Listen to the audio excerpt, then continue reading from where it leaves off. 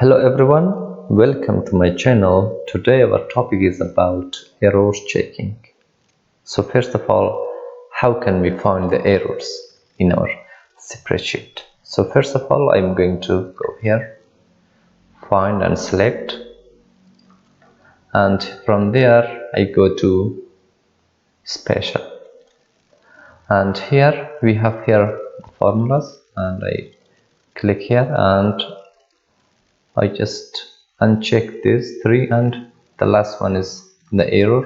And okay, you can see I have here these errors and it highlighted these errors. So why it doesn't highlight these hashes? So basically these hashes are not wrong, so because the cell is not sufficient for this, so it counts like hashes.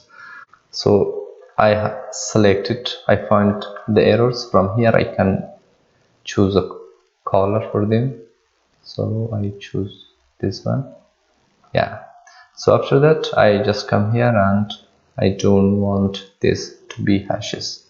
So the first one, I want to solve this one. It's pretty easy. We just click on that, we compare that with its upper. When I click here, you can see it moves when it comes down, and it brings down here. So I have forgotten to make this 5% absolute. So it's pretty easy. I just come here to the first cell, I just skip this and I come to the first one and I make it absolute F4 and enter. So after that I just double click. Yeah, it works, and now my problem solved. So the next one here, in this case I can go deeper on this and I just find the problem from here. Maybe you've known this. And also I have another solution, so we can compare those formulas together. I just come here to formula and I come here to show formulas. Here these are my formulas.